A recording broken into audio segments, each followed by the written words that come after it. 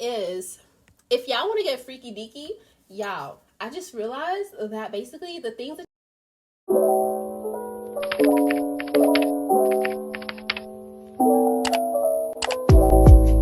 hello my beautiful beings, my beautiful wonderful lovelies. What is good? What is tea? If you're new here, hi, my name is Chantel. I do lifestyle vlogs and fun videos. So if that interests you, you should definitely subscribe. And to the people who are returning, what is good? What is tea? I hope you guys are doing wonderful. I don't know when I'm gonna post this, but I am filming this on a Wednesday. Let's see if I post this today or another day. Today I will be talking about feminine hygiene tip. Yes, I just wanted to go ahead and get into that and talk to you about this shit, because a lot of the times women in our lives never really talk about it, and we have to learn it from online. So I'm just gonna go ahead and give you guys some tips and tricks when it comes to feminine hygiene. And you know what? I guess we should just start now. Is number one, I am not a freaking doctor. I am not your doctor as well. So before you go ahead and do any of the things that I talk about, go speak to your healthcare provider to see if it's okay. Let him or her give you the pass to say, hey, yeah, you should definitely look into this. You know what I mean? Okay, so number one, I do want to say, I am anti-tampons. This is just a unpopular opinion. I am definitely anti-tampons. Okay, right now I am menstruating and I am wearing a fat, gigantic, thick and voluptuous pad right now. And the reason being is because I'm in the comfort of my own home, and when I do step out, I do wear pads as well, but I just make sure that I wear jeans or something that's thick so that you can't really see my pads, okay? You can't see the outline. I make sure that is good. And of course, if I'm going swimming or I'm gonna do some type of activity, like just swimming, honestly, because I'll still go hiking with my pad on, okay? I like my comfort. That being said, I will say that when you wear a tampon or any pad, you need to change them frequently, because you do not want to get TSS. What is that? Toxic shock syndrome. Toxic shock syndrome. Oh wow, that was a little hard to say. Y'all, that bacteria, when you leave the pads or the tampons, yes, you can get it with pads too. When you leave it on for a very long time, I feel like with the pads, it might take a little longer for you to develop TSS.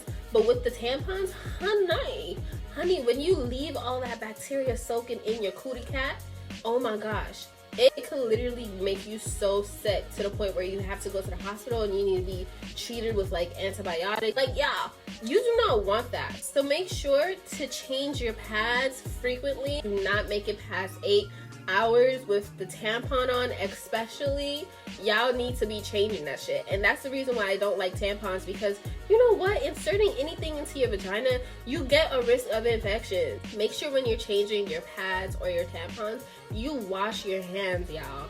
Oh my gosh, I really don't know how people be changing their tampons in public bathrooms. Like, I hope you're bringing hand sanitizer into the bathroom stall. Me too, I would say wash regularly. Do I take a shower 2 times every single day? No, I don't. Especially like in the winter. Right now it's not even freezing. Today I did take a shower, and I'm probably gonna take a shower tonight because it's not that cold. But let me tell you, it was like 8 degrees the other day. Trust and believe, I only took a shower once. And the only reason why I did it is because I was gonna go outside. Okay? You should still wash regularly.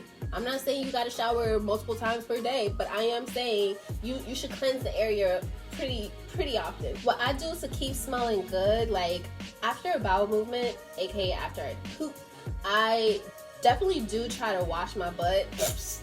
I wash my butt, and you know what? The reason is because like it's shit.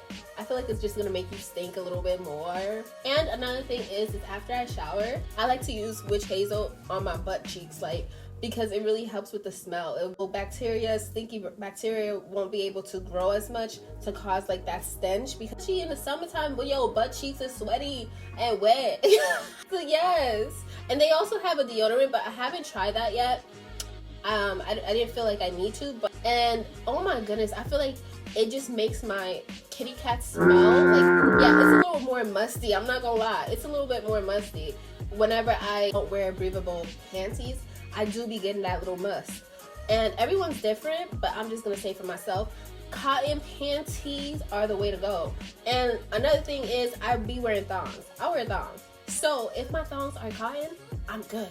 But if they're not cotton, babes, you gotta wear it for only a few hours, okay? Don't be opening up them legs.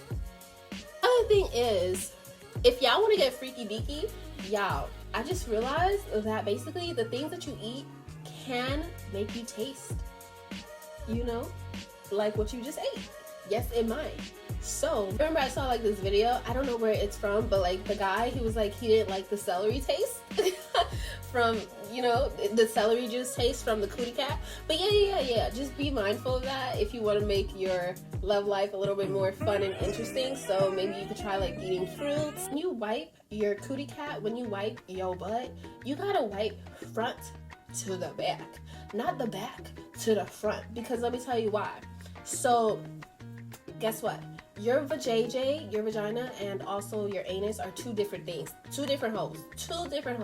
So your butthole has bacteria that will literally completely throw off the pH balance of your cootie cat. It could cause mass hysteria, okay? Destructions. Now I'm playing, but for real, like bringing bacteria from your butthole to vagina can cause like UTIs, and you could have to go to the hospital. You're gonna have to be on antibiotics and all those things. So it's better to wipe front to back. Don't use scented products on your kitty cat. The same way that you don't use scented products on your face, I would hope not, because your face starts to react weird.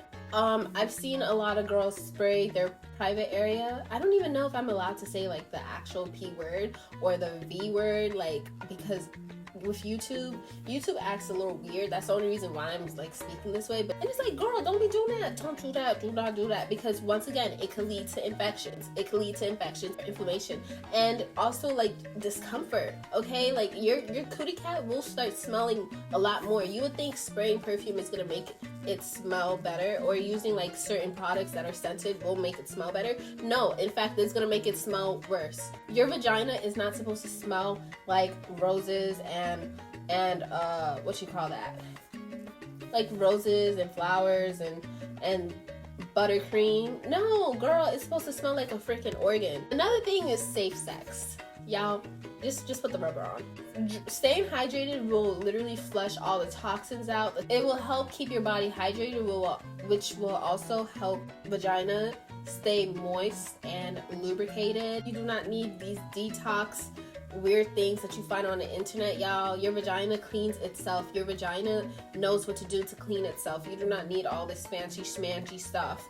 But what I will say is, for me personally, boric acid, you know, a discomfort, definitely got a yeast infection once before, and I just used that for a few days, felt perfectly fine after, you know, my vagina started working again. Of course, speak to your healthcare provider first, but let me tell you a funny story. So the first time that I used this, I did not know that it was a suppository. Basically, I had to put it in my vagina. I was not supposed to ingest it, and guess what? I ingested it, swallowed it with some water, and then I was freaking out because I was like, oh my gosh, I read on the internet, it's like, oh my goodness, this is like a poison that you use to kill, you know, bugs and bacteria and stuff like that. And I was like, oh my gosh, I've been taking this in for the past few days. Luckily, thankfully, fortunately, nothing happened, but still, yeah. So, since we're talking about supplements, I wanted to talk about the supplements that I like to use for my vagina so far, right now, what I'm using. So right now I'm using cranberry. It can be used to prevent UTIs. I've been using Evening Prima Rose. One of the benefits is that it's anti-inflammatory. So I like to use this for my period. And honestly, I just started it and I've seen a little bit of results. So basically it helps with bloating, the pain that you feel from the menstrual cramps, and can also help with the negative effects of PMS. So if that interests you, maybe you should check it out, speak to your healthcare provider about it, and see if it's beneficial for you. Anyways, this is basically my feminine hygiene tips and tricks and help, yada, yada, yada, yada. If you guys enjoyed this video, give it a big thumbs up, subscribe, and I will see you again.